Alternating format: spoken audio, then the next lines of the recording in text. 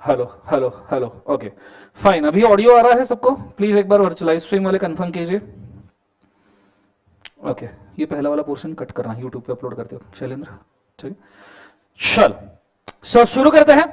सो अब मैं बैच की कुछ पहले डिटेल्स बोलना चाहूंगा। एक बार सभी ऑडियो को थम्स अप कर दीजिए जितने लोग लाइव स्ट्रीम में जुड़े हुए हैं, ठीक है। सबसे पहली बात, तो थोड़ा सा अपन बैच के बारे में अभी जान लेंगे कि किस प्रकार हमको बैच करना है और उसके अंदर क्या क्या कंटेंट रहेगा। ओवरऑल लेक्चर्स 25 से 30 रहेंगे। बैच के अंदर 100-200% कंसेप्चुअल क्लैरिटी रहेगा। During the batch, after the concept, अगर आपको कोई दिक्कत भी आता है तो आप बिंदास उठ के पूछ लेना। 1 मिनट के लिए पागल कहला जाओगे कोई दिक्कत नहीं, पर अगले 6 महीने तक कहला हो जाओगे बहुत दिक्कत है। ठीक है, तो जो भी है, जिधर से भी पढ़े हो, जैसे भी पढ़े हो, पर आप बिंदास पूछ लो, डरने की कोई जरूरत नहीं है। तुमने कोई भी सवाल पूछा, आंसर देना मेरा काम है। तुमने पूछा सर गधे को पैर कितने, मैं बोलूंगा ओके 4, मैं 5 बोलूंगा 6 बोलूंगा, उससे कोई फर्क नहीं पड़ता, डिपेंड्स किसने कितने देखे। बोलो हाँ है ना, तो तुमने आंसर देना है। सेम प्रॉमिस मुझे तुमसे भी चाहिए। मैं अगर तुम्हें कोई सवाल पूछ रहा हूं तो तुमसे मुझे आंसर चाहिए, क्योंकि देखो तुम्हारी मूर्त पत्थर वाली नहीं है। तुमको ऑलरेडी ठोक ठोक के बहुत जमा कर दिया इधर उधर से। अब वो बने हुए मूर्त में मेरे को और कुछ तुम्हें नक्शे काम करना है, समझ रहे हो तुम? तो टास्क बिकम डिफिकल्ट। तो मेरे को पहले यह समझना जरूरी है कि तुम्हारे दिमाग में चल क्या रहा है। अगर मैं ये जान लूंगा तुम्हारे दिमाग में चल क्या रहा है तो उसको मैं ठीक कर सकता हूं। ठीक है, तो उसको अगर मुझे ठीक करना है तो मुझे पहले जानना जरूरी है कि तुम्हारे दिमाग में एक्चुअल चल क्या रहा है। आर यू अंडरस्टैंडिंग मैं क्या कह रहा हूं? जोर से बोलो एक बार, यस और नो। तो मैं कोई भी सवाल पूछूं, जैसे मैंने तुमको बोला गधे को पैर कितने, बोलो कितने। ये हुई बात। कोई 5 बोला मैं डांटूंगा नहीं, देखा हो सकता है उसने, उसकी मर्जी।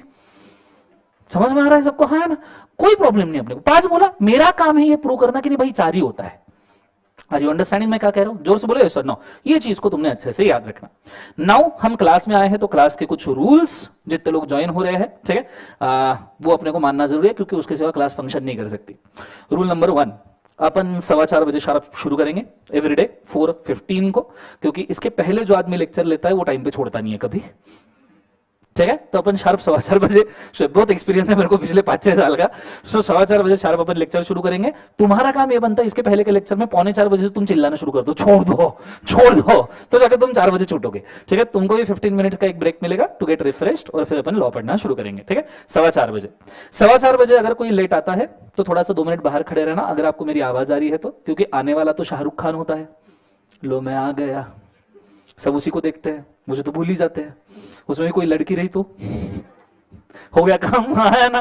तो ऐसे सिचुएशन में कोई आ रहा है तो 2 मिनट बाहर खड़े रहना। ठीक है, मैं आपको एंट्री दूंगा, उस पीरियड में आपको कुछ मिस हो रहा है उसको सॉल्व भी मैं ही करूंगा। ठीक है, डोंट वरी। दूसरा रूल नंबर, आपके सेलफोन्स मुझे साइलेंट चाहिए, जैसे मेरे भी साइलेंट मोड पे ही रहेंगे। ठीक है, सो आपके सेलफोन्स मुझे साइलेंट चाहिए। ड्यूरिंग द लेक्चर कोई सेलफोन्स को ऑपरेट नहीं करेगा। तो आप चार्ट कॉपी कर रहे हो, गुफ्तगू कर रहे हो, या कोई यहाँ पे आके बहुत मस्त सुंदर गाना गा रहा है कि तुमसे सहन ही नहीं हो रहा, ठीक है, तो इट इज योर चॉइस। ठीक है, दैट्स नॉट इशू, बट पढ़ाते वक्त सेलफोन्स यूज नहीं करना। किसी ने सेलफोन यूज किया तो उसका सेलफोन मैं कॉन्फिस्केट करेगा और 24 घंटे उसके ऊपर चैटिंग भी मैं ही करेगा। फिर मेरे को बोलना सर मेरा मस्त चल रहा है तुमने बिगाड़ दिया। समझ में आ रहा है सबको? हाँ है ना? तीसरा वाला, एक रजिस्टर मेंटेन करना 200 पेजेस का। ठीक है, अब उसमें से कितना लगेगा we never know, but 200 pages का रजिस्टर मेंटेन करना। थोड़ा सा मैं तुमको ये भी बोलूंगा, इस फास्ट ट्रैक बैच में we are also starting with answer writing practice on daily basis. पहले एक हाथ लेक्चर तो नहीं होगा, बट लेक्चर 2-3 से शुरू हो जाएगा। तो उसके लिए अगर आप सेपरेट रजिस्टर मेंटेन कर सकते हो तो that will be better. Already हमने 6-7 टेस्ट बना के रखे हैं। ठीक है, जैसे चैप्टर खत्म होगा मैं आपको टेस्ट दे दूंगा। As it is a fast track batch, मैं क्लास के अंदर कंडक्ट करवा सकता हूं, आई एम नॉट श्योर, पर अगर आप घर पे दे सकते हो तो अच्छा है, वो भी उसी रजिस्टर में देना। ठीक है, तो आपका एक सेपरेट रजिस्टर 200 पेजेस का अगर रहेगा, जिसके अंदर आपके 100-150 सवाल अगर सॉल्व होंगे विथ टेस्ट सीरीज इंक्लूडिंग, तो आपको खुद को उसको देख के कॉन्फिडेंस आएगा कि नहीं मैंने मेहनत किया है। That what is required. ठीक है, रेगुलर बैच में this time we have reached to 150-200 questions. ठीक है, क्लास के अंदर ही 150 से 200 सवाल विथ टेस्ट सीरीज सॉल्व कर लिए थे, तो वो तो बच्चों को दिक्कत रहता ही नहीं है। तुम भी अगर एज अ फास्ट ट्रैक 100 सवाल या 150 सवाल विथ टेस्ट सीरीज सॉल्व कर सकते हो तो गंगा नहा लिए। 30 दिन में इससे ज्यादा भगवान से नहीं मिल सकते। कंसेप्ट समझ में आया सबको? हाँ ना? तो एक सेपरेट रजिस्टर उसका और एक सेपरेट रजिस्टर इसका, 2 रजिस्टर में अपना काम हो जाना चाहिए। मैक्सिमम चार्ट्स तुम्हारे बुक में है, बुक्स पूरे 4 कलर है। क्वेश्चनर बुक तुमको सेपरेट मिलेगा। क्वेश्चनर बुक में 500 से 600 सवाल है। प्रिंसिपल नंबर 1 में आज ही मेंशन कर दूं, अगर तुमको एग्जामिशन लाना है तो मैं आज आपको बोलना चाहूंगा, अगर तुमको एग्जामिशन लाना है तो एक सिंगल टेक्निक तुमने याद रखना, जिसने अपना क्वेश्चन पूरा एक बार हाथ के नीचे से सॉल्व किया। अब तुम्हारे पास समय है नहीं है, that is a different matter, पर जिसने अपना क्वेश्चन पूरा एक बार हाथ के नीचे से सॉल्व किया उसके 70 मार्क्स के पेपर देखा हुआ आएगा।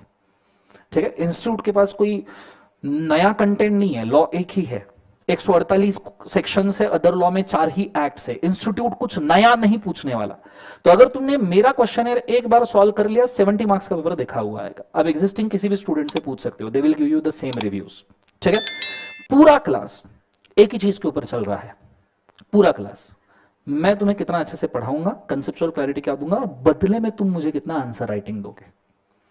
ये डील अगर अपना फिक्स हो जाए, तुम्हारे सब्जेक्ट की जिम्मेदारी मेरी। डे 1 जितना मैं बोल रहा हूं उतना करोगे, तुम्हारे सब्जेक्ट की जिम्मेदारी मेरी। 1-2 सवाल क्लास में सॉल्व करेंगे, मैं तुमको 4 से 5 सवाल होमवर्क दूंगा अपने क्वेश्चनर के, जाने का सॉल्व करने का। घर जाने के बाद में तुमको 1-1.5 घंटा लॉ के लिए देना पड़ेगा, इसीलिए तुम फास्ट ट्रैक ज्वाइन किए हो। मेरे पास जादू की छड़ी नहीं है, डे 1 पे मैं मेंशन कर दूं मेरे पास जादू की छड़ी नहीं है। It is a mutual work, smart work. If you properly do it तो अपना रिजल्ट अच्छा आ सकता है। इतना तो मेरा चॉइस रहेगा कि at the end of batch तुम्हारी सिचुएशन ऐसा रहे कि कुछ हो ना हो, ग्रुप 1 में एक सब्जेक्ट तुम्हारा ये रहना चाहिए लॉ, कि जिसके ऊपर तुम्हें कॉन्फिडेंस है। तुमको ऐसा लगना चाहिए कि नहीं सर ये सब्जेक्ट तो मेरा टेंशन नहीं है, बाकी अब मैं देखता। That is what is my target is. समझ में आ रहा है सबको? हाँ है ना? जोर से बोले एक बार यस सर ना। सो ये तीसरा वाला रूल हो गया आपका रजिस्टर मेंटेन करने का। ठीक है, चौथा, माना थ्योरी सब्जेक्ट है, सोने में दूंगा नहीं। ठीक है, बिल्कुल कोई नहीं सोएगा, मैं सो बात अलग है, पर तुम में से किसी को अलाउड नहीं है। ठीक है, कोई यहां पे नहीं सोएगा। ठीक है, पूरे इंटरएक्टिव सेशंस होने चाहिए, कुछ भी पूछा सवाल जवाब चलता रहना चाहिए। ठीक है, कोई नहीं सोएगा। हाँ, बैच का स्पीड नॉर्मली रेगुलर में मैं स्लो रखता हूं, यहां मीडियम रहेगा। That is what is required. नहीं तो 30 दिन में अपने उधर 75 लेक्चर्स होते हैं, we are crunching 75 lecture into 25 to 30। That is a task. अब वो हमारे वर्किंग के ऊपर डिपेंड है कैसे करते हैं, दैट वी विल डू। पर आपका काम ये बनता है आप कंसिस्टेंटली इंटरएक्टिव रहो। ठीक है, this is what is required. ठीक है, चलो, सो इतनी चीजों का आपने याद रखना है। बैच के साथ में हम शुरू करते हैं। ठीक है, अब आप आए हो बहुत सारी जगह से पढ़ के, बहुत सारे लोग मेरा डेमोज भी देख के आए होंगे। ठीक है, बट सबसे पहली चीज, सबसे बेसिक, मैं शुरू करता हूं हमेशा इसी क्वेश्चन के साथ में। ठीक है, और इसी क्वेश्चन के साथ शुरुआत की जा सकती है, क्योंकि ये सेशन आज का जो है इसके ऊपर तुम्हारे अगले 30 दिन चलेंगे। ठीक है, मैं तुम्हें कोई बहुत नई चीज जबरदस्त वाली पढ़ाऊंगा, वो नहीं हो सकती जब तक कि मैं ये सेशन ना लूं। और आज का सेशन अपना एक ही क्वेश्चन के ऊपर डिपेंड है, what do you exactly mean by law. Law मतलब क्या, लॉ क्यों होता है, क्या जरूरत आन पड़ी कि सीए फाउंडेशन में 5 लॉस तुमको पेलने के बावजूद भी उनका मन नहीं भरा और इंटर में उन्होंने पूरा 100 मार्क का सब्जेक्ट ठोक दिया। वहां 60 मार्क का था, बात बन रही थी। कम्युनिकेशन में एक्टिव पैसिव वॉइस में 20-30 निकाल लेते थे अपन। हाँ या ना, बोलो यस और नो। सर यहाँ 100 मार्क्स का आ गया। अच्छा, उसमें अदर लॉ में वो जनरल क्लॉजेस एक्ट में क्या लिखा है वो तो मेरे को आज तक समझ में नहीं आया सर। मैंने देखा तो मेरे को जेंडर का डेफिनेशन दिखाई दिया उसके अंदर। बोलो हाँ या ना। डिस्टेंस टाइम का डेफिनेशन दिखाई दिया। सर ये कैसा सब्जेक्ट है, बोलो हाँ या ना। तो ये अगर समझना है तो पहला सवाल है what do exactly mean by law. Anyone? जवाब तुमको देना, मैं आगे बढ़ूंगा, मैं बैठ जाऊंगा इधर। 30 के 60 लेक्चर मेरे को चलता, तुमको चलता होगा तो बैठो शांति से। बोलो what do exactly mean by law. Rules. Okay, भाई बोल रहा है rules, law is rules. Anyone more? बोलो इरशाद। राइट प्रोसेस, किसी चीज को अचीव करने का right process. Okay fine, anyone more? बोलो बोलो, खैर तुम्हारे मूर्ति को तहस नहस किए बगैर कुछ नहीं बन सकता यहां पे। ठीक है, बोलो पूरा कुछ भी बोलो। मैं तुमको लॉ पूछा, तुम लव बोल दो, कोई प्रॉब्लम नहीं अपने को जीवन, तुम बोलो पर। हाँ, yes, what is law? Rules and regulation governing a set of activity. जैसे income tax act income tax को गवर्न करता है, कंपनीज एक्ट कंपनी लॉ को गवर्न करता है। Right? Okay, I will rephrase my question. थोड़ा सा रिफ्रेश करता हूं सो दैट तुम थोड़ा बेटर समझ पाओ। When I ask you what do you exactly mean by law, I don't mean to ask you what is a treatment. I don't mean to ask you what is a symptom. I am asking you what is a disease. मुझे रोग बताओ जिसके वजह से law आया है। जैसे मेरे भाई ने बोला रूल्स इज अ लॉ, थोड़ा सोचिएगा, इजी है। रूल ये डिसीज है या रूल्स ये ट्रीटमेंट है? भाई ने बोला set of rules to govern a specific thing, तो ये डिसीज है या ये ट्रीटमेंट है? तुम्हें जब बुखार होता है, अभी आया था ना कोविड, तो कोविड इज अ डिसीज जिसके ऊपर डॉक्टर ने रूल लगाया सुबह शाम दिन रात खाना नाश्ता ब्रेकफास्ट डोलो 650। बोलो हाँ है ना। नो, सुबह रात दिन रात वो प्रिस्क्रिप्शन जो दिया दैट इज अ लॉ, वो रूल है, क्योंकि तुम्हारे set of specific rules to govern your corona, that prescription becomes law. बोलो हाँ ना। I am asking you what is a disease? Corona क्या है? मत पूछो सर, 2 साल चले गए। Okay, what is a disease? क्यों लॉ? क्यों, क्या जरूरत पड़ी? अच्छे रह रहे थे जीवन में, खेती वेती कर रहे थे, खाना वाना खा रहे थे, उधर पानी वाड़ी मिले दो चार मार के वो भी खा लिए, जिंदगी अच्छी चल रही थी, क्यों लॉ चाहिए? यस,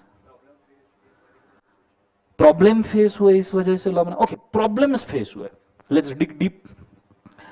प्रॉब्लम आए तो क्या होता है? तुम लाइफ में जब प्रॉब्लम फेस करते हो तो क्या लगता है, क्या होता है लाइफ में? प्रॉब्लम एकदम ऊंच नीच चलते रहता है, मेंटल पीस डैमेज हो जाता है, समझो ब्रेकअप हो गया, समझो तुम्हारा जीवन में ऐसा होना। मैं तो ब्लेसिंग देता हूं, जीवन में एक बार ब्रेकअप होना चाहिए। आदमी ऐसे 2 महीने में सयाना बन जाता है ना एकदम, कि मतलब वो लर्निंग तुमको सीए में भी नहीं आएगा भाई 5 साल पढ़ के। सो समझो ब्रेकअप हो गया तो तुम्हें हुआ क्या बेसिकली, ठीक है? जिसका हुआ वो गाली मत देना मन में मेरे को, ठीक है? सो ब्रेकअप हुआ तो एक्चुअली सिचुएशन क्या है? तो तुम कोई प्रॉब्लम फेस कर रहे हो, तुम कोई प्रॉब्लम से गुजर रहे हो, वो प्रॉब्लम तुम्हें डैमेज कर रहा है। वो प्रॉब्लम तुम्हें क्या कर रहा है? डैमेज। लॉ का सबसे बेसिक, सबसे बुलंद, सबसे इंपॉर्टेंट, सबसे काम की चीज, लॉ का बेसिक अंडरस्टैंडिंग होता है डैमेजेस को अवॉइड करना। कि भैया कोई चीज हो रही है, ब्रेकअप हो रहा है, समझो इंडिया में 140 करोड़ की जनता है, उसमें से लेट्स से 80 करोड़ यूथ है, 70-80 करोड़ यूथ है। लेट्स इमेजिन 80 करोड़ लोगों के एक साथ ब्रेकअप हो गए। 80 करोड़ लोगों के, उसमें 80 के एक साथ हो गए, मतलब 40 कपल्स के ब्रेकअप हुए, डिपेंडिंग ऑन हर एक का किस किस के साथ रिलेशन है, तो 40 मिनिमम होंगे। तो अगर 80 करोड़ लोग एक साथ ब्रेकअप हुए, उसमें से बहुत सारों ने सुसाइड कर दिया। गवर्नमेंट मोदी जी को कल लगा कि बाप रे मेरा यूथ तो स्पॉइल हो रहा है, आधे ब्रेकअप वाले सुसाइड कर रहे हैं, आधे ड्रग में चले जा रहे हैं, आधे पी पा के देवदास बने बैठे हैं, दूसरे उसके घर के सामने चक्करे मार रहे हैं। बोलो हाँ है ना? तो मोदी जी को लगा this needs to stop, otherwise youth will go have a, India में काम कौन करेगा अगर यूथ ये करेगा तो? बोलो हाँ है ना? तो मोदी जी ने लॉ लाया मित्रों, आज रात 12 बजे से कोई भी आदमी ने प्यार करना बंद। इसके लिए मस्त ड्राफ्ट लगाया गया कि कोई लड़का लड़की से नहीं मिल सकता 18 साल के पहले, इंटरनेट पे जाके चैट भी नहीं कर सकता, वहां जाके वीडियो नहीं सॉरी मतलब ऐसा लॉ बनाया मोदी जी ने। अब ये क्यों बना? क्योंकि भाई साहब यूथ को डैमेज हो रहा था, यूथ को प्रॉब्लम हो रहा था, वो सफर कर रहे थे, उससे देश को प्रॉब्लम हो रहा था, देश को डैमेज हो रहा था, देश सफर कर रहा था। And that is why there is law, कि प्यार नहीं करने का कंसेप्ट समझ में है? So this is the basic understanding. तुम किसी भी चीज में ये चीज लगाओ, दुनिया का कोई भी लॉ उठा लो, दुनिया, I am not just speaking about India, you take any goddamn law of world, उसका एक सिंपल बेसिक रहेगा, डैमेज से रोकना। That is the only thing you can expect from law. Otherwise law की जरूरत ही नहीं है। तुम्हारे घर वालों ने भी जब तुमको डिसिप्लिन लगाया होगा ना, तुमने कुछ तो भी काड़ी की होगी तभी लगाया होगा। घर वालों ने तुमको, जब तुम एक रात मम्मी आज पार्टी करने जाओ, तुम पार्टी करने निकल लिए, रात को 1 बजे तक वापिस ही नहीं आए। जब तुमको रात को 1 बजे नशे में दूध देखा घर वालों ने कि कहां से आया होगा ये, तब घर वालों ने बोला कि 9 बजे के पहले तुम्हारे को घर पे चाहिए। क्यों आया? क्योंकि उनको दिख रहा था कि भाई साहब डैमेज हुआ है और इससे उनको भी डैमेज हो सकता है। बोलो हाँ है ना? जोर से बोलो, then there comes a law. This is a very simple basic. Are you understanding मैं क्या कह रहा हूं? जोर से बोले एक बार, यस सर, नो। तो ये चीज को याद रखना। रजिस्टर लाया है सबने, लिखो पहला। अच्छा, एक सेपरेट रजिस्टर मेंटेन करो, हाँ अच्छे से। चलिए,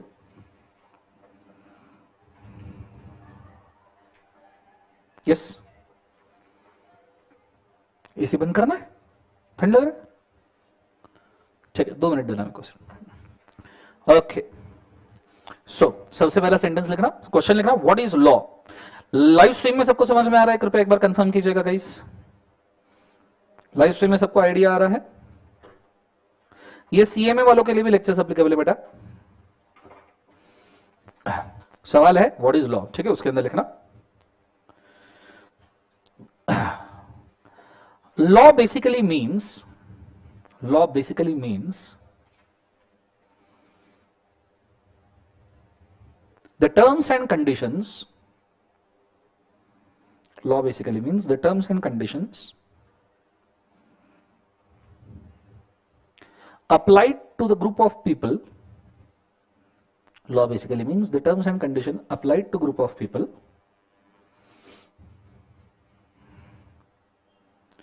so as to avoid damage to them,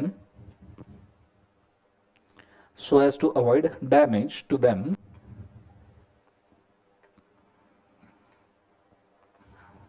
or to public in general, or to public in general,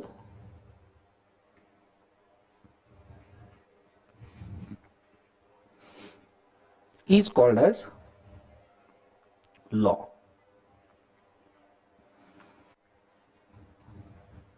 bracket में लिखना very basic definition, very basic meaning, मतलब ये कोई कंक्लूसिव मीनिंग नहीं है क्योंकि आज का पूरा डिस्कशन व्हाट इज लॉ के ऊपर ही होने वाला है.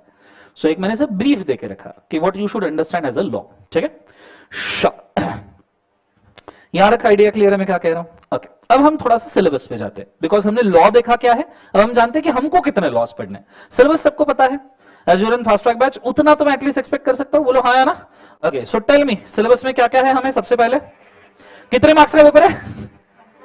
100 मार्क्स कंफर्म. ओके, अपनी सहूलियत से नहीं है, ठीक है. 100 मार्क्स का पेपर है और 100 मार्क्स में से 60 मार्क्स किसको है?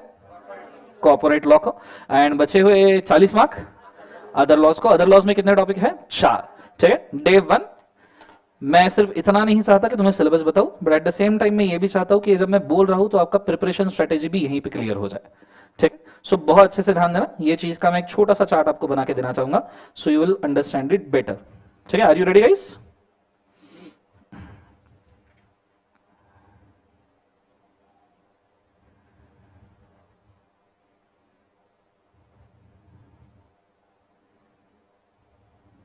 One second.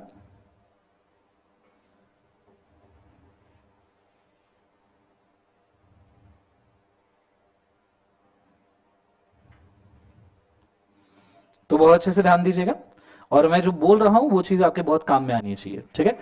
मैं नॉर्मली रेगुलर बैच में पहले ही सेशन में ये चीजें नहीं बोलता बिकॉज रेगुलर बैच के स्टूडेंट्स का मेंटालिटी होता है कि उनको सबसे पहले बेसिक्स अंडरस्टैंडिंग की जरूरत है. But you are already set with some terms, so इस सेशन को मैं थोड़ा सा 5वें 6वें सेशन से पहले खींच रहा हूं. सो यू शिल गेट एन अंडरस्टैंडिंग तुम्हें प्रिपेयर किस लेवल पे करना है. ठीक है. सो अगर मैं बात करूं तो हमारे सिलेबस की, हाँ एक और बात, मेरी स्पेलिंग एकदम खतरनाक है. तुमने यूएस इंग्लिश सुना है? यूएस इंग्लिश सुना है ना? United state English. UK English सुना होगा. जैसे यूएस इंग्लिश होता है, यूके इंग्लिश होता है, वैसे डीके इंग्लिश होता है. दर्शन खरे. ठीक है. मेरे स्पेलिंग एकदम मस्त है, मतलब तुम मेरे को कोई भी चीज बोलो मैं उसका नया स्पेलिंग बना के दे सकता हूं अर्जेंटली. ठीक है. तो मेरे स्पेलिंग के ऊपर बिल्कुल मत जाना, उतने तुमको आते हैं मेरे को मालूम है. मैं मेरे सीए फाइनल के एग्जाम के वक्त 1 महीना पहले सिर्फ स्पेलिंग लर्न कर रहा था. पढ़ाई मेरी हो गई थी. समझ में आ रहा है सबको? हाँ ना? फिर भी मेरे को याद नहीं हुए. ठीक है.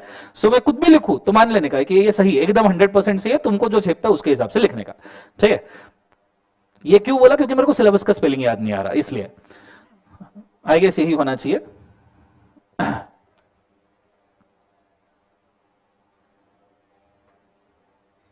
सो अगर हम बात करें हमारे सिलेबस की तो हमारा syllabus that is of 100 marks.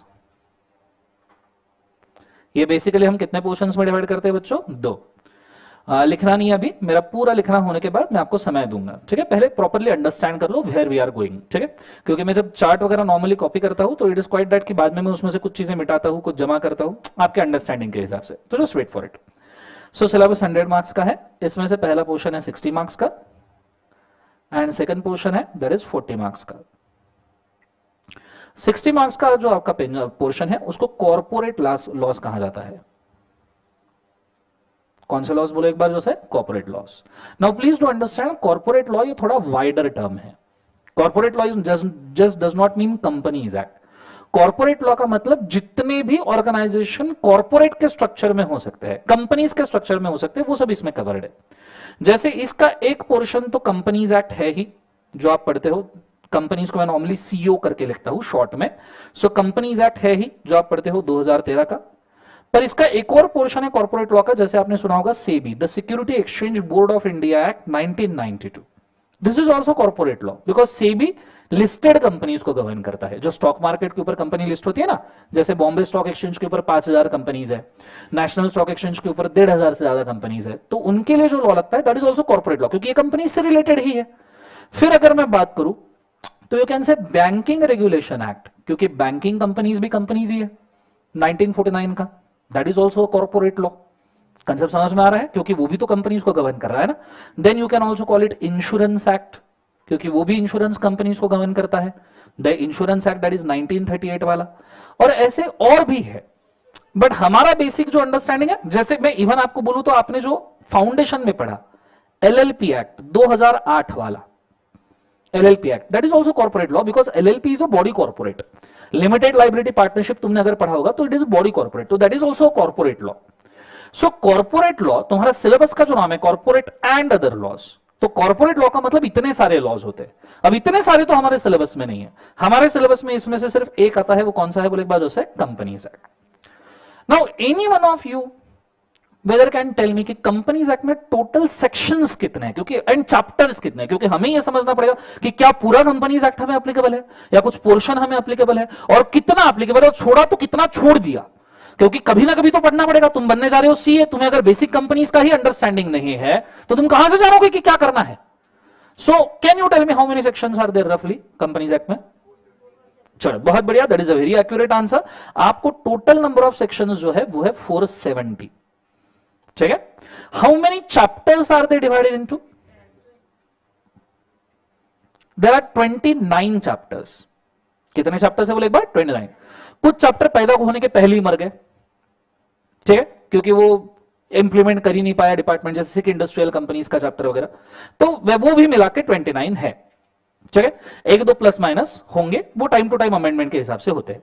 अब इसमें से सीए इंटर पे तुम्हें कितने एप्लीकेबल है सेक्शंस, तो दैट इज अ 148. अब 148 इज अ डिजिट नंबर. इसमें से भी 10-12 सेक्शंस डिलीट हुए हैं और 2-4 ऐड हुए हैं. तो विल सी कौन से 10-12 डिलीट हुए. हर चैप्टर में आपके नोट्स में स्टार्टिंग में मैंने लिख के रखा है कि ये चैप्टर में से 5 सेक्शन डिलीटेड है, so you don't have to bother about it. But रफली डिजिट नंबर वाइज 148. ठीक है. एंड उसमें से टोटल चैप्टर्स जो आपको एप्लीकेबल है वो कितना है बोले एक बार, जो 10 चैप्टर्स. Are you understanding. इसका मतलब ये होता है कि भाई साहब still there is a portion of near to 320 sections other than this 148 जो आपको पढ़ाया जा सकता है. ठीक है. अब कब तो पढ़ाया जा सकता था सीए फाइनल पे, अब सीए फाइनल में ही लॉ नहीं है, तो माइट भी तुम्हारी ही एक ऐसी बैच रहेगी, तुम्हारी और नवंबर 23 वाली, तुम ही एक ऐसे पर्सन रहोगे जिन्होंने कंपनीज एक्ट के सिर्फ 148 सेक्शंस पढ़े होंगे. तो तुमको बचे हुए 320 सेक्शंस माइट भी तुम पढ़ोगे ही नहीं, क्योंकि तुमने अगर मई 23 में एग्जाम क्रैक कर लिया, जब तुम फाइनल पे जाओगे तो फाइनल में कंपनीज एक्ट है ही नहीं, तो तुम तो 320 सेक्शन पढ़ ही नहीं रहे हो ना बचे हुए. फिर तो तुम्हारा वो तो लॉस हो गया. सर लॉस छोड़ो, नहीं पढ़ना है. मजा आ गया सर, ये खुशखबरी अभी दे दी तुमने. तो बच्चा ऐसा नहीं है, कंपनीज एक्ट तुम्हारा कोर एरिया है. ठीक है. यू नीड कब ऐसे नहीं, पर कैसे ना कैसे तो पढ़ना ही पड़ेगा. आर्टिकलशिप में पढ़ना पड़ेगा, आर्टिकलशिप के बाद पढ़ना पड़ेगा, जॉब करते वक्त पढ़ना पड़ेगा, बिकॉज इसको पढ़े बगैर ऑप्शन नहीं है जीवन में. ठीक है. अभी वो ये सोच रहे हैं कि भैया पूरा कंपनीज एक्ट पूरे 470 सेक्शन उठा के सीए इंटर पे डाल दे, क्योंकि फाइनल में उनको नहीं रखना है. इसका मतलब क्या है, ये एग्जाम में पास होने का है. बाकी कोई मतलब नहीं है, क्योंकि ये एग्जाम में पास होना बहुत जरूरी है, नहीं तो 470 झेलने पड़ेंगे. आइडिया क्लियर है. डोंट वरी, अपन अच्छे से करेंगे इसको. ठीक है. सो 10 चैप्टर्स हमें एप्लीकेबल है, but this you should keep in mind as a professional also कि भाई साहब ये बच्चे हुए जो 19 चैप्टर है वो कहीं ना कहीं पल्ले पढ़ने पड़ेंगे. ठीक है. ओके. अब ये इस पूरे सिचुएशन के लिए आपको 60 मार्क्स है. कितने मार्क्स है बोले एक बार, 60. ठीक है. बेसिकली प्रिपरेशन स्ट्रेटेजी आपका नियरली ऐसा होना चाहिए, ये 60 मार्क्स का. 10 में से आप गिन चुन के कुछ 6 चैप्टर्स सिलेक्ट कर लो. ठीक है. इन 10 में से भी मैं आपको बोलूंगा 6 चैप्टर्स सिलेक्ट कर लो जो बड़े चैप्टर्स है, जो आपको 40 मार्क्स के लिए आते ही है. 6 चैप्टर्स 40 मार्क्स के लिए आते ही है. इन चैप्टर्स में आपका मास्टरी होना चाहिए. मास्टरी का मतलब इनका हर सवाल तुमने पढ़ा है, हर सवाल लिखा भी है, तो इसे मास्टरी कहते हैं.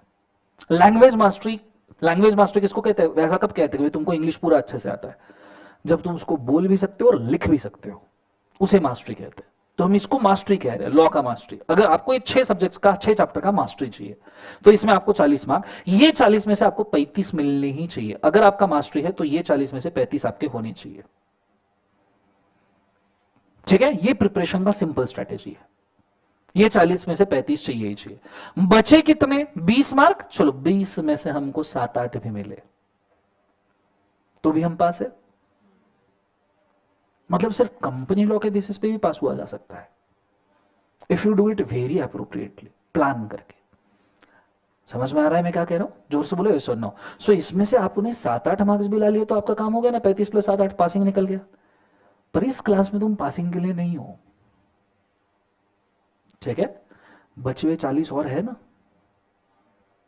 राइट? ये 40 में तुमको 4 चैप्टर्स है, 4 चैप्टर्स में 3 लॉज, ठीक है? तुम्हारा वो बचपन वाला सबसे favourite, the Indian contract act, 5 special contracts, agency, guarantee, bailment, pledge, बोलो हाँ है ना, इंडेमनिटी, श्योरिटी वगैरह, ये छोड़ने का ही नहीं। और लकीली इसका वेटेज 10 मार्क के आसपास है। इसमें अगर तुमने मिट्टी खाई तो उसे मिट्टी खाना नहीं कहते, उसे किलो किलो से मिट्टी खाना कहते हैं। समझ में आ रहा है मैं क्या कह रहा हूं? क्योंकि ये तुम बचपन से पढ़ रहे हो कॉन्ट्रैक्ट एक्ट, तुम्हें इसका बेसिक पता है। चलो ठीक है, कॉन्ट्रैक्ट नहीं होंगे पर तुमको पता है ये एक्ट कैसे गवर्न होता है। So this should be your forte, इसमें कोई दो मत एडजस्ट नहीं किया जाएगा। फिर दूसरा वाला जिसका तुमने अकाउंटिंग किया है बचपन में, निगोशिएबल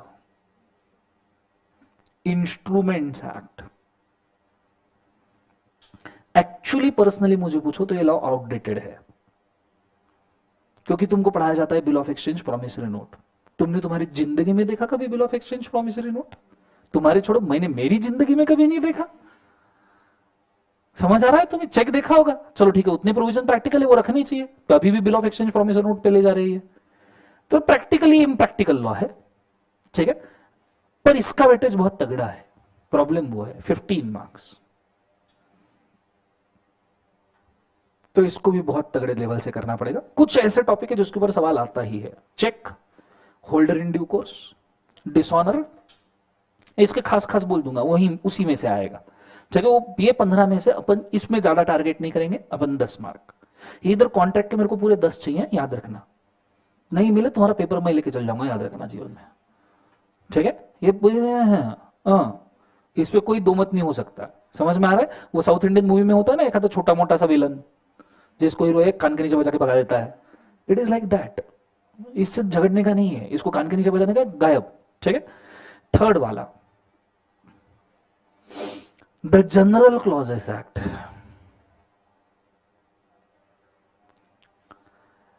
फर्स्ट डे पे ऐसा बोलना नहीं चाहिए, पर ये क्यों है अपनी सिलेबस में? ठीक है, इसके ऊपर मेहनत अपन नहीं करेंगे, ठीक है? जनरल क्लॉजेस तुम कितना भी पढ़ो, मेल फीमेल के डेफिनेशन, डिस्टेंस के डेफिनेशन, टाइम की definition, this is means ruthless. इसमें 2-3 ही डेफिनेशन काम की, एक सेंट्रल गवर्नमेंट वगैरह की, ठीक है? तो इसके ऊपर ना समय वेस्ट करो ना टाइम वेस्ट करो। मैं तुम फास्ट ट्रैक में, इसलिए मैं रेगुलर बैच में ये नहीं बोलता, फास्ट ट्रैक में इसलिए इसको तुम ऑप्शन में छोड़ देना। और जिसको पढ़ना भी है, मैं फर्स्ट डे बोल रहा हूँ, इसके 2 लेक्चर में रिकॉर्ड किए, मैं तुमको दे देंगे, खुद के सहूलियत से पढ़ लेना, समय वेस्ट करने का नहीं। क्योंकि तुम पढ़ोगे तो भी तुम्हारी गारंटी नहीं, तुम क्या ऐसा नहीं तुमको समझेगा नहीं, बट समझना और लिखना इसमें बहुत फर्क है। तुमको किसी ने पूछा सेंट्रल गवर्नमेंट का डेफिनेशन बताओ, बोलना आसान है, मोदी जी, बोलो हाँ है ना, तुमको बोला लिखो, फिर पप्पू बन जाते हो तुम, बोलो हाँ है ना, यस और नो, लिख पाओगे सीजी का डेफिनेशन? It's difficult. ये लॉ ही थोड़ा सा अजीब है, ठीक है? तो सी, जो खुद कीचड़ में हो ना, वो चिल्ला के गाना नहीं गा सकता। टू बी फ्रैंक, हम सब है, इंक्लूडिंग यू, मी भी, क्योंकि मैंने जिम्मेदारी लिया है तुम्हारा, तो हम सब कीचड़ में खड़े रह के गाना नहीं गा सकते, ठीक है? Right now survival is the best option. तो ये अपने सर्वाइवल में नहीं आता, ये लग्जरी में आता है। मेल फीमेल पढ़ना इज ए लग्जरी। समझ में आ रहा है सबको? तो इसको अपन ऑप्शन में छोड़ेंगे, अपन इसके ऊपर मेहनत नहीं करेंगे। Fourth, the interpretation of statute. ये लॉ तुमने पढ़ा होगा, पर इसमें तुमको कुछ सेंटेंसेस सुनाई दिए होंगे, टर्म सुनाई दिए होंगे, कॉन्टम्पोरोनिया एक्सपोजिशियो, नॉसिटिवरे असोसिस, एजुस डेम जेनेरेस, क्वांटम एक्सप्रेसियो यूनियस टस्ट एक्सक्लूसिव अल्टेरियस, जो तुम्हें मैं सीए कर रहा हूं ना, तुमने लॉ पढ़ा होगा और तुमको कुछ याद नहीं होगा। ऐसा नहीं तुमको थोड़ा बहुत समझा होगा, थोड़ा बहुत नहीं समझा होगा, कुछ याद नहीं होगा। मैं इसके लिए आपको बेस्ट ऑप्शन दूंगा, मैं इसके कुछ पॉइंट्स लिखवा के दूंगा, उतने ही पढ़ने हैं, उस पे पूरे मार्क्स मिलेंगे, गेम ओवर। मैं जितने लिखवा के दूंगा उतने, दैट्स ऑल।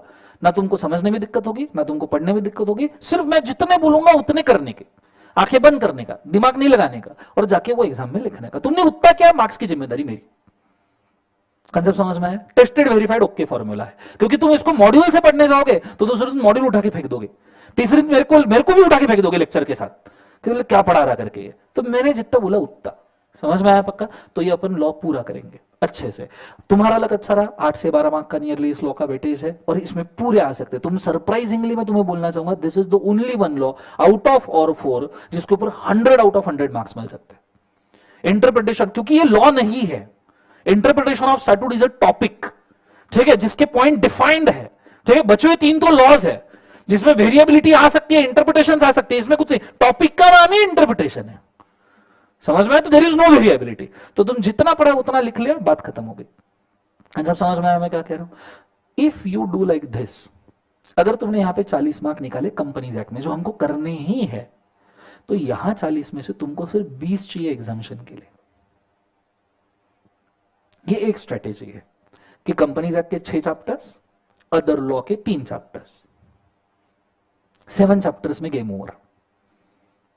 फटे की बात है, इससे अच्छा डील कौन देगा तुमको? 7 चैप्टर में गेम ओवर, अच्छी बात है।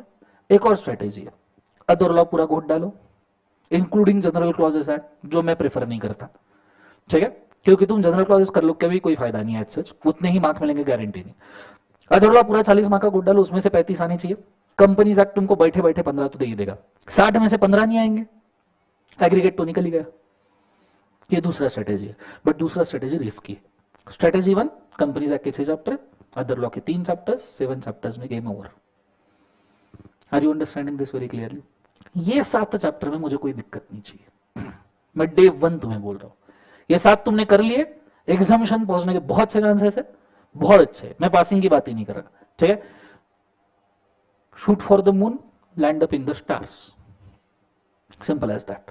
आइडिया क्लियर है मैं क्या कह रहा हूं? जोर से बोले yes sir, no. So this you should know. ये लिखना चाहोगे? लिख लो थोड़ा सा, ठीक है। दिस यू शुड नो कि तुम किस डायरेक्शन में जा रहे हो, हाथ के नीचे से एक बार जाएगा तो थोड़ा फोकस भी बनेगा। Go for it. जिनको लाइव स्ट्रीम में दिक्कत है वो कृपया सवाल पूछ सकते हैं, प्लीज मुझे बताइए, मैं आपके सवाल सॉल्व कर दूंगा। लाइव स्ट्रीम में हाय,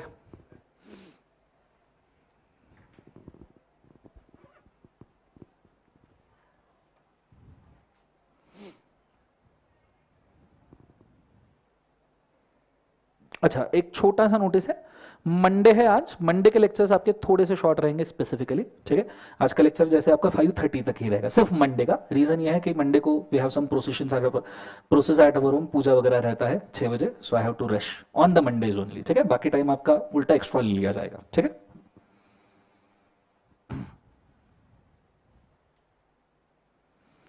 क्लास कौन से क्लास में चल रही है? प्रेस्टीज पे घूम रहे हो बेटा, 3rd फ्लोर पे?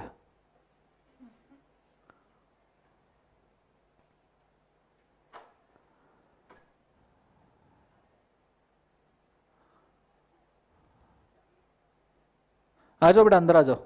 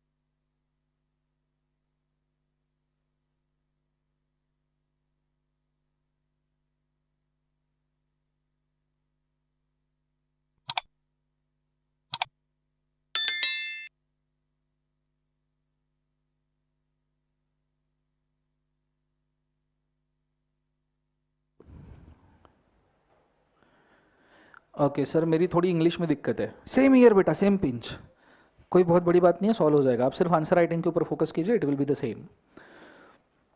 Duration of batch is 25 to 30 lectures, 2 hours each.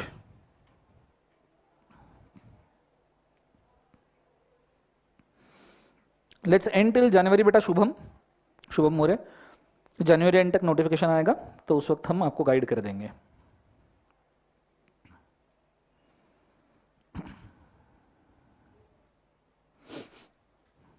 लिख लिया सबने? चलो डन।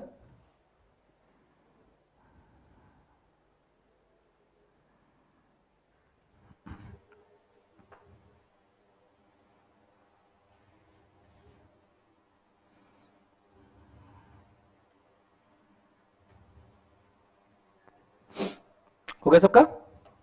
चलो वेरी गुड, आगे बढ़ूं मैं पक्का? Everybody done?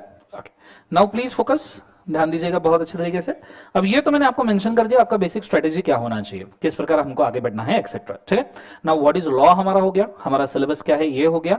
Now we will move towards कि बेसिकली हमको लॉ का कंटेंट आज क्या क्या देखना है, ठीक है। Now I will jump on very simple thing.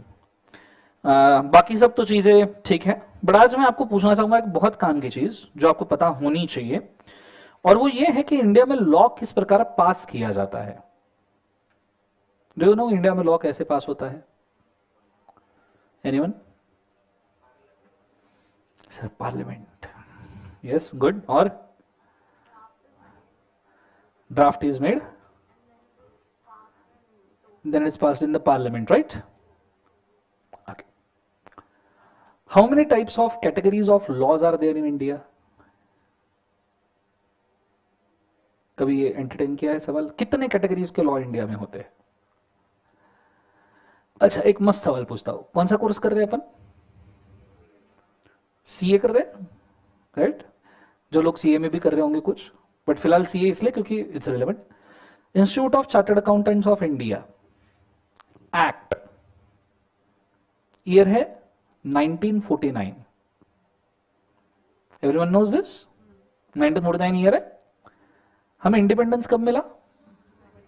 1947, 15 अगस्त। तो हम 26 जनवरी क्यों मनाते हैं? क्योंकि उस दिन कॉन्स्टिट्यूशन आया। 26 जनवरी कॉन्स्टिट्यूशन आया ना, डॉक्टर बाबा साहेब आंबेडकर जी ने लिखा, फिर हमने इंप्लीमेंट किया। वो कौन से साल आया कॉन्स्टिट्यूशन? 1950। कब आया सब जन बोलो? 1950। इसलिए 26 जनवरी अपन मनाते हैं क्योंकि उस दिन हमारा कॉन्स्टिट्यूशन, लीगली हम इंडिया कॉल किए गए। बिकॉज बिना कॉन्स्टिट्यूशन का कैसे कॉल किए जाएंगे ना, सो लीगली हम इंडिया बने 26 जनवरी को, legally law wise. Fine, independence 47 में मिल गया था। कॉन्स्टिट्यूशन आएगा तो पार्लियामेंट होगा, कॉन्स्टिट्यूशन आएगा तो पार्लियामेंट होगा ना, बोलो हाँ है ना। कॉन्स्टिट्यूशन 50 में आया तो पार्लियामेंट 50 के बाद आया होगा, और लॉ पार्लियामेंट पास करता है। तो सी एक्ट किसने पास किया? 1949 में। हाय सर, कौन सा कोर्स कर रहे हैं हम? बहुत देर होगी क्या जीवन में? बात सही है, कॉन्स्टिट्यूशन 50 में आया तो पार्लियामेंट उसके बाद आया, पार्लियामेंट ही लॉ बना सकता है, तो 49 में लॉ कैसे आया? अच्छा सिर्फ सीए एक्ट नहीं, बैंकिंग रेगुलेशन एक्ट का ईयर भी 1949 है। वो किसने बनाया? सर अंग्रेज बना के गए होंगे, वो 47 में चले गए, उसी को इंडिपेंडेंस कहते हैं। So who made the CA act? Sir ये तो हमारे क्या आइडेंटिटी के ऊपर सवाल हो गया है। चलो, इसलिए प्रोसेस बहुत जरूरी है। कितने कैटेगरीज के लॉ है, कहां से निकलते हैं, कैसे पढ़ते हैं, everything you should no. CA बनने जा रहे हो, कल जाके किसी ने पूछ लिया क्या बोलोगे, तेरा लॉ कब बना बता भाई। Right, so that's why basic, ठीक है। Now we go through very basics, very basic understanding. ये चीज तुम्हें समझ में आनी चाहिए, ठीक है। नहीं पढ़ी इसके पहले कोई दिक्कत नहीं, ठीक है, that's not at all a problem, but ये चीज अपने को आना ही चाहिए। सो मैंने कुछ चार्ट्स प्री ड्रॉ करके रखे हैं so as to save the time. मैं उन चार्ट्स के थ्रू जाना चाहूंगा, आ जाइए। ओके,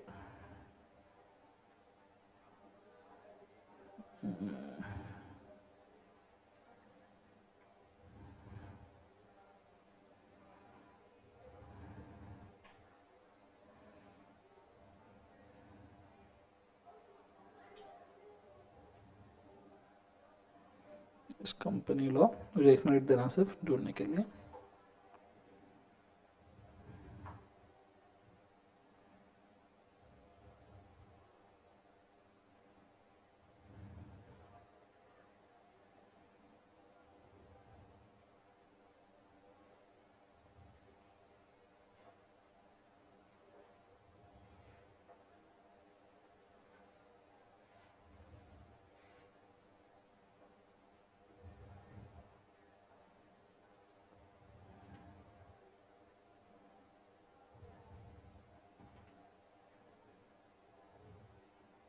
चलो फाइन, यहाँ तो नहीं है बट ठीक है, we can also draw it, draw करके रखा था बट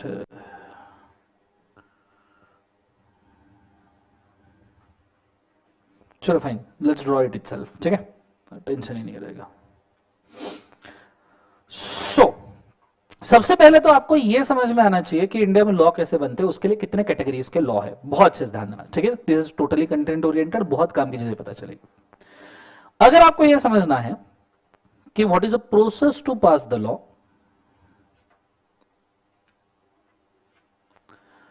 आपको यह समझ में आना चाहिए what are categories of law. और अगर आपको यह समझना है कि what are categories of law, you should understand who have a power to pass the law, क्योंकि जो पास करेगा वही तो कैटेगरीज डिवाइड करेगा।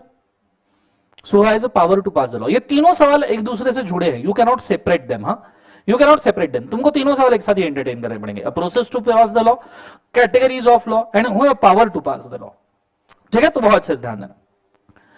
अगर इन तीनों का आंसर आपको चाहिए तो मैं मेंशन करना चाहूंगा, इंडिया में इंडिया का जो अपेक्स लॉ माना जाता है that is constitution of India. The constitution of India have 444 articles. लिखना होल्ड कीजिएगा, मैं आपको समय दूंगा। How many articles are there? सब जन बोलो कितने आर्टिकल्स है? 444। Now what is article? Article mean sections. जैसे हमारे लॉ में सेक्शंस होते हैं, जैसे कंपनीज एक्ट के सेक्शंस को सेक्शन भी नहीं कहा जाता, उनको क्लॉजेस कहा जाता है। तो these are just nomenclature, article, sections, clauses, these are just nomenclature for numberings, ठीक है, कि 444 नंबर्स है, वो आर्टिकल कह लेते हैं। So Constitution of India have 444 articles, and to tell you, Constitution of India is the biggest constitutions among all the constitutions of every country. तुम पूरे 195 कंट्रीज यूनाइटेड नेशंस के हिसाब से उठाओ, उसमें सबसे बड़ा कॉन्स्टिट्यूशन किसी देश का है तो वो इंडिया का है, because of democracy and because of diversification. इतनी ज्यादा डाइवर्सिटी है कि हमको लॉज उतने लेवल पे बड़े क्रिएट करने, जितनी ज्यादा डाइवर्सिटी उतने ज्यादा रूल्स, जितने ज्यादा रूल्स उतने ज्यादा आर्टिकल्स। सो 444 आर्टिकल्स जो कॉन्स्टिट्यूशन ऑफ इंडिया के है, उसमें से ये हमारा अपेक्स लॉ है, this is our base law, जो चीजें जनरेट, क्योंकि इसने इंडिया को इंडिया बनाया है, कॉन्स्टिट्यूशन ऑफ इंडिया ने इंडिया को लीगली इंडिया बनाया है। Are you understanding? नहीं तो इंडिया का वजूद नहीं है। सो कॉन्स्टिट्यूशन ऑफ इंडिया के 444 आर्टिकल्स में से 2 आर्टिकल्स एम्पावर करते हैं law banana. So, article number 245 says that the Parliament of India, in case of central law, and the state legislature of India, क्या बोले एक बार उसे, state legislature of India, in case of state law, have the power to pass a law in respective areas. जैसे parliament of India ये central laws बनाएगा, income tax act, समझ में आ रहा है? Income tax is a central law, companies act is a central law, contract act वैसे तो अंग्रेजों ने बनाया, बट अगर बनाया जाता तो central law, general clause central law, negotiable instrument central law, ठीक है, फेमा सेंट्रल लॉ, जो पूरे देश को एक जैसा लग रहा है, तो पार्लियामेंट बनाएगा। और अगर कोई स्टेट लॉ है, स्टेट लॉ जैसे महाराष्ट्र में गुटखा बैन है, बोलो जुबा केसरी, दाने दाने में केसर का दम, बोलो हाँ है ना। सो स्टेट लॉ है, महाराष्ट्र में गुटखा बैन है, उस वजह से पूरे इंडिया में बैन है क्या? नहीं। गुजरात में लिकर बैन है, पूरे इंडिया में बैन है क्या? नहीं। बिहार में भी लिकर बैन है, यकीन नहीं होता पर है क्या? उसके वजह से पूरे इंडिया में बैन है क्या? नहीं। तो स्टेट लॉ हुआ, वो कौन सा लॉ हुआ? स्टेट। सो सेंट्रल लॉ बनाने का पावर किसके पास है? बोलो सब जन, किसके पास है? पार्लियामेंट। सब जन बोलो किसके पास है? पार्लियामेंट। और स्टेट लॉ बनाने का पावर किसके पास है? State legislature. ये इनको पावर दे दिया। फिर उन्होंने पूछा, पार्लियामेंट को बोला, कॉन्स्टिट्यूशन है कि भाई तथास्तु, आज से सब लॉस तू बनाएगा, आज से सब लॉ तू बना। इधर पार्लियामेंट में तो सब गधे घोड़े बैठे हैं ना, आधी पे लोग चौथी फेल, आधी लोग पांचवी फेल, कोई लोग बहुत एजुकेटेड है उनको तो बात ही नहीं करने देते। बोलो हाँ है ना, इनको झगड़े वगड़े हुए माइक वाइक फेंक के मारते, चेयर वेयर फेंक के मारते हैं, बोलो कई कई सारी चीजें होती है पार्लियामेंट। बोलो हाँ है ना, तो इनको ये गधों घोड़ों को तथास्तु, आज से तुम लॉ बनाओगे। ये बोले कौन सा लॉ, काय का लॉ, बताओ तो सही, लॉ काय पे बनाना है, हम तो अभी अभी इंडिपेंडेंट हुए हैं, अभी तो हमारा चौथी भी ठीक से नहीं निकला, तुम हमें लॉ बनाने के लिए बोल रहे हो, बताओ तो सही कौन सा लॉ। तो फिर पार्लियामेंट बोले हे भगवान, किसके हाथ में देश दे दिया। तो बोले एक काम करते हैं, तो पार्लियामेंट ने उसके बाद में लगेज एक नया आर्टिकल लिखा 246, और उसमें बोला कि भाई साहब what are the categories of law which can be passed. तो पार्लियामेंट बोला तथास्तु, पार्लियामेंट को बोला तथास्तु, पार्लियामेंट अबे हमको मालूम ही नहीं काय के ऊपर लॉ बनाना है, हम हमारे घर में रूल नहीं बना सकते, बीवी मार रही है तब से, तुम बोल रहे हो देश के लिए बनाओ, तो कैसे बना, तुम बताओ कौन सी चीज के ऊपर लॉ बनाए। तो फिर 246 ने बोला कैटेगरीज ऑफ लॉ, कि भैया हम बताएंगे कौन से कैटेगरीज। तो फिर कैटेगरीज ऑफ लॉ 246 में बोले हैं, और 246 में कैटेगरीज ऑफ लॉ ने क्या बोला है कि हम कॉन्स्टिट्यूशन के शेड्यूल 7 में बताएंगे। कौन से शेड्यूल में, जोर से बोलो, शेड्यूल कौन सा, 7 में बताएंगे कि ये कैटेगरीज कैसे डिफाइंड है। तो पार्लियामेंट बोला शेड्यूल 7 में काय को क्या जरूरत है, शेड्यूल 7 में यही बोल दो। अबे बोले रुक जा, कितने सब्जेक्ट के ऊपर लॉ बनाने हैं, वो 100-200 के ऊपर है, कॉन्स्टिट्यूशन में 246 में सब्जेक्ट लिखेंगे तो कॉन्स्टिट्यूशन कहां लिखेंगे, वो तो जगह चली जाएगी ना पूरी। तो बोले हम एक शेड्यूल क्यों बनाते हैं, जब ओरिजिनल लॉ में आप कोई चीज लिखो उससे सिर्फ स्पेस कंज्यूम होगा, बहुत ज्यादा आउटपुट नहीं है, प्रोविजन नहीं है, लॉ नहीं है, वो सिर्फ लिस्ट है कि काय के ऊपर लॉ बना सकते हैं। अब लिस्ट का तुम लॉ में डालोगे नहीं, तो उसके लिए शेड्यूल, ठीक है। जैसे कंपनीज एक्ट का शेड्यूल 3 बैलेंस शीट P&L का फॉर्मेट जो तुम ड्रॉ करते हो, वो क्या उन्होंने कंपनीज एक्ट के अंदर ड्रॉ करके दिया है क्या, नहीं, वो कंपनीज एक्ट के शेड्यूल 3 में दिया है, 7 शेड्यूल्स में। तो शेड्यूल में क्या होता है, लिस्ट होती है, फॉर्मेट्स होते हैं, एडिशनल प्रोविजन होते हैं जिनको मेन लॉ में नहीं लिखा जा सकता। आर यू अंडरस्टैंडिंग मैं क्या कह रहा हूं। तो ये शेड्यूल कौन सा है, समझन बोलो एक बार, 7, जोर से बोलो कौन सा है, 7। और शेड्यूल 7 में भाई साहब इन्होंने कैटेगरीज ऑफ लॉ बोले 3, कैटेगरीज ऑफ लॉ बोले 3। सर आपने अभी बोला parliament, central law, state legislature, अब कैटेगरीज तुम 2 से 3 बढ़ गए 2 मिनट के अंदर। हाँ भाई, पहला इन्होंने कैटेगरी बोला, बोले सेंट्रल लॉ, दूसरा कैटेगरी भाई साहब बोला स्टेट लॉ, और बोले तीसरा एक मुबारक हो 2 पे 1 फ्री, कॉन्करेंट लॉ। कौन सा लॉ, कॉन्करेंट। सर इतनी जल्दी फ्री आ गए, तो सुनो अच्छे से।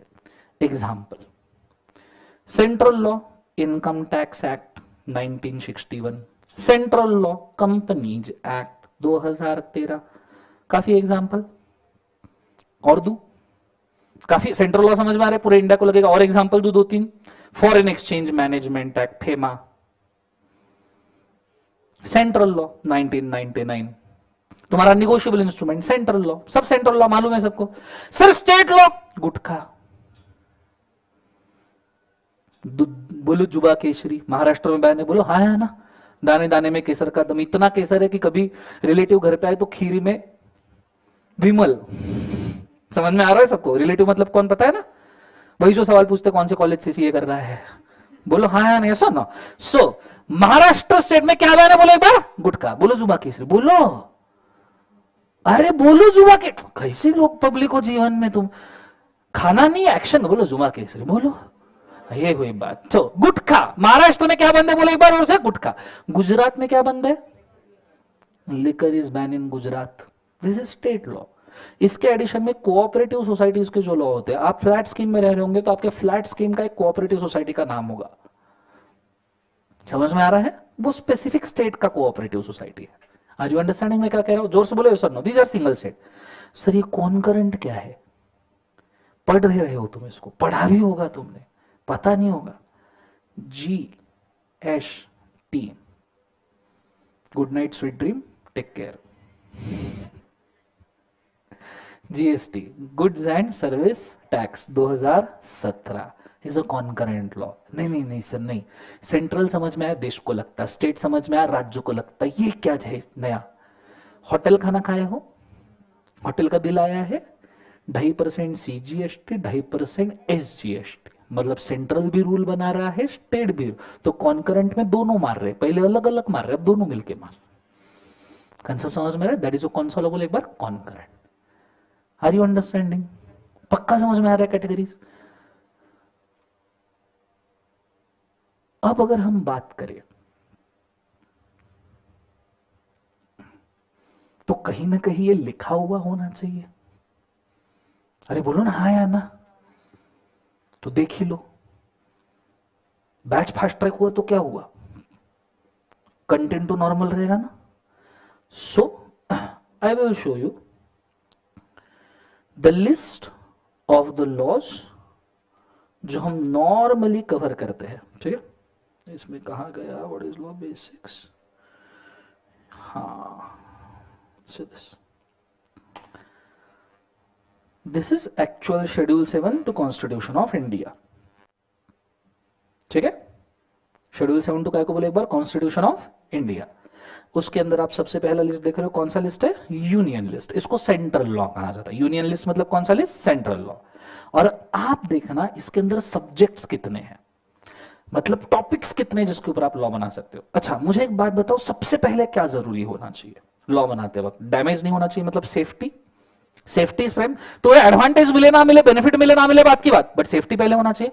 तो तुम स्टार्टिंग के लॉज के नाम पढ़ के देखो, defence, naval, deployment, delimitation, naval, armed, atomic energy, industries, central bureau, diplomat, counsellor, United Nation. देखो यहां तक के टॉपिक नंबर 12-13 तक के सिर्फ सेफ्टी वाले लॉस चल रहे हैं, सब डिफेंस वाले।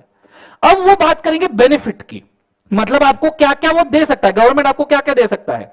तो देखो फॉरेन जुरिस्डिक्शन से 16 से सिटीजनशिप आपको मिलता है, extradition, admission, pilgrimage, railways. Now railways is not a safety, railways is privilege. बोलो हाँ या ना? हाईवेज, शिपिंग, अभी हाईवेज बन रहे हैं तगड़े एकदम, गडकरी बोला सुनो, तो वो एडवांटेजेस की बात कर रहे हैं। So these are topics. और ये ऐसे टोटल मैं आपको बताऊं ना, तो ये सभी जितने आपके इवन इनकम टैक्स एक्ट, हर लॉ जो आप पढ़ने वाले हो या आपने पढ़ा हो या जो लॉ इंडिया में लिखा हुआ है वो इस लिस्ट में से आ रहा होगा। अगर हम कंपनीज एक्ट पढ़ रहे हैं ना, तो see this subject number 43, subject number 44, ये सब्जेक्ट के अंदर कंपनीज एक्ट बनाया गया है 2013। हमने पूरे 148 सेक्शन पढ़ लिए, हमको मालूम ही नहीं कौन सा सब्जेक्ट में बनाया है। So this is entry number 43, 44 of the union list, जिसके अंदर कंपनीज एक्ट को पार्लियामेंट में बनाया है। This is union law. उसके अंदर लिखा है देखो, incorporation regulation winding up of the trading corporation including banking. इसलिए मैंने कॉर्पोरेट लॉ के डेफिनेशन के अंदर आपको बैंकिंग इंश्योरेंस भी बताया था, including banking, insurance, financial corporation, but not including cooperative societies. 44, incorporation, regulation, corporation, whether or not trading with the object confined to one state. Trading हो ना हो, profit making हो ना हो, Section 8 company, वो भी कवर किया गया है। So this is where your Companies Act is created. Concept समझ में आया? उसके बाद में बैंकिंग रेगुलेशन एक्ट देखो, 45 में बैंकिंग रेगुलेशन एक्ट है आपका। निगोशिएबल इंस्ट्रूमेंट एक्ट का एंट्री इमीडिएटली आता है 46 में। Negotiable instrument act, bill of exchange, cheques, promissory notes वाला लॉ, तो आपका वो भी लॉ 46 एंट्री में कवर्ड है। फिर स्टॉक एक्सचेंज, सेबी वाला लॉ 48 में, स्टॉक एक्सचेंज वाला लॉ। तो आप कोई भी सेंट्रल लॉ, यूनियन लॉ उठा के देख लो, ये इन्हीं एंट्रीज में से फंसेगा। ऐसे यूनियन लॉ के कितने सब्जेक्ट्स है सर टोटल? सब पढ़ाओगे जीवन में? नहीं बेटा, सब नहीं पढ़ाएंगे, इतना समय नहीं है। 97 सब्जेक्ट्स है, हमने अपने वाले काम के याद रखने के। 43, 44, 47 ये हमारे काम के, ये हमारे सिलेबस के। कंसेप्ट समझ में आ रहा है सबको? 97 सब्जेक्ट्स। कितने सब्जेक्ट्स है बोले एक बार? 97। ये तो सेंटर के हो गए। नाउ स्टेट लिस्ट कि राज्य में क्या क्या। अब देखो राज्य में भी पहले सेफ्टी, राज्य में भी पहले सेफ्टी चाहिए ना। अब आपने हमेशा देखा होगा हर राज्य की पुलिस अलग होती है। क्यों होती है अलग? See this, public order. Second police, क्योंकि हर राज्य का पुलिस अलग है, पब्लिक ऑर्डर अलग है। स्टेट गवर्नमेंट का पुलिस और पब्लिक ऑर्डर अलग जाता है, ट्रैफिक पुलिस भी अलग जाता है, प्रिजन्स भी हर राज्य के अलग होते हैं। तो उन्होंने सबसे पहले सेफ्टी के लॉज डाल दिए, फिर उसके बाद में benefits, public health, pilgrimage, intoxication of liquor. Liquor is also part of state. जैसे गुजरात ने बंद किया, महाराष्ट्र ने नहीं किया। महाराष्ट्र ने अभी टैक्स कम किया उल्टा लिकर के ऊपर। एक स्टेट तो ऐसा है जो लिकर के ऊपर ही चल रहा है, गोवा, तीर्थ क्षेत्र, तीर्थ सस्ता मिलता है ना वहां, उन्हें टैक्सेस ही नहीं लगाए क्योंकि उनको मालूम है टूरिज्म के ऊपर उनका पूरा का पूरा स्टेट चल रहा है। बोलो हाँ या ना। सो this is how it is being done, क्योंकि लिकर भी उनके हाथ में है। फिर लाइब्रेरीज, म्यूजियम, ऐसे स्टेट के कई सारे लॉज है, गुटका उटका भी उसके अंदर लिखा जाता है, सभी इंटॉक्सिकेशन वाले लॉज। ऐसे टोटल 66 एंट्रीज है स्टेट के। आप स्टेट के बारे में 66 ऐसे सब्जेक्ट है, 66 सब्जेक्ट जिसके बारे में आप लॉ बना सकते हो। And then there comes a concurrent law, ठीक है। उसमें भी पहले सेफ्टी सभी लिखा है, और फिर उसके बाद में उन्होंने जीएसटी वगैरह भी इसके अंदर आपको मिल जाएगा, आप थोड़ा सर्च करोगे। एंट्रीज है 47। कितने हैं? 47। सो मुझे एक बार वापस बताओ, यूनियन लॉ में कितने एंट्रीज है बच्चों? जोर से बोलो, कितने एंट्रीज है? So these are 97 subjects. State law में कितने सब्जेक्ट्स है बच्चों? 66 सब्जेक्ट्स। एंड कॉन्करेंट लॉ में कितने हैं? 47। भाई साहब ये जरूर पता होना चाहिए। तुम फास्ट ट्रैक पढ़ो, तुम रेगुलर पढ़ो, पर ये तो पता होना चाहिए ना। तुमको यही नहीं पता कि कहां से पास होगा तो क्या पढ़ाऊं मैं तुमको आगे। कंसेप्ट समझ में आ रहा है सब? तो है ना, दिस इज वेरी बेसिक। और ऐसा नहीं मन गढ़न लगाया अभी टीचर ने, ये है, इसी सिस्टम में तुमको काम करना है अगले 30 साल, ठीक है। तो दिस इज मस्ट। कंसेप्ट समझ में आ रहा है मैं क्या कह रहा हूं? जोर से बोले एक बार, यस और नो। आइडिया क्लियर है मैं क्या कह रहा हूं? इसको लिख लो, गो फॉर इट फास्ट।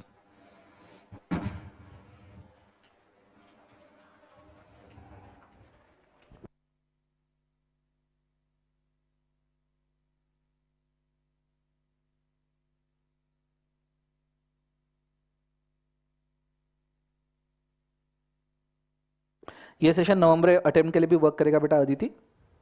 बिल्कुल करेगा। लाइव स्ट्रीम में कोई दिक्कत है? बिल्कुल पूछ लो, कोई प्रॉब्लम नहीं है।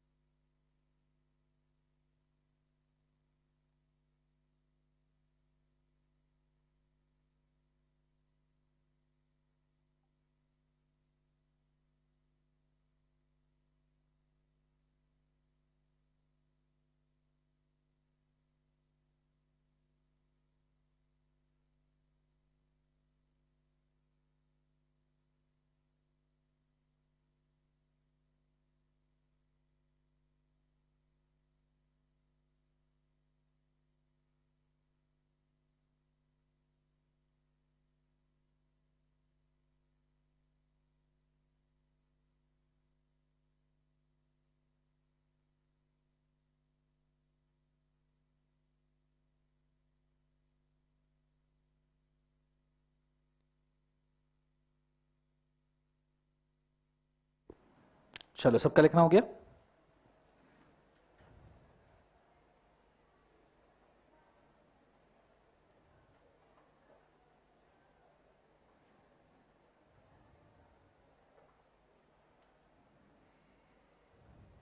फिलहाल बेटा फास्ट ट्रैक ले लो वंशिका, आपका काम हो जाएगा। थैंक यू बेटा आदिति। चलो done.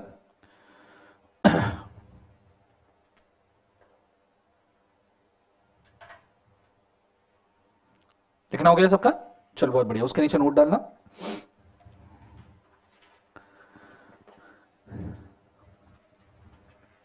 The Constitution gives a power to the Parliament.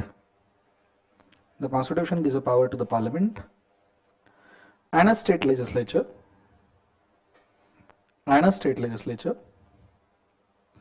to pass the laws in the India. To pass the laws in India.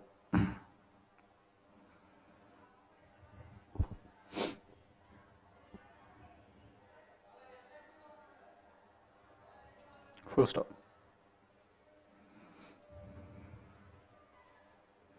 Every single law of the India, every single law of India is covered in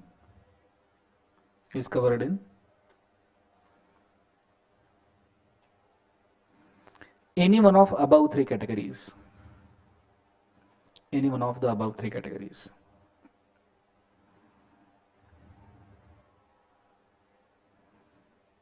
Any one of the above three categories. Full stop. लिख लिया सबने? Done everybody? बोलो yes or no? Sure. Okay.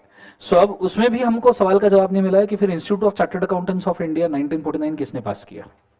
अभी भी सवाल का जवाब मिला क्या? जोर से बोलो.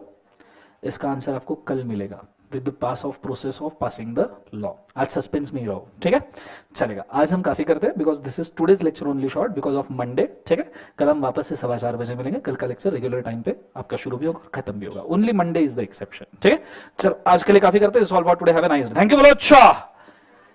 अरे जोर से बोलो. जोर से बोलो. बोला जय माता दी बोलना, ठीक है? सो जोर से बोलो. चलो good day. God bless you guys.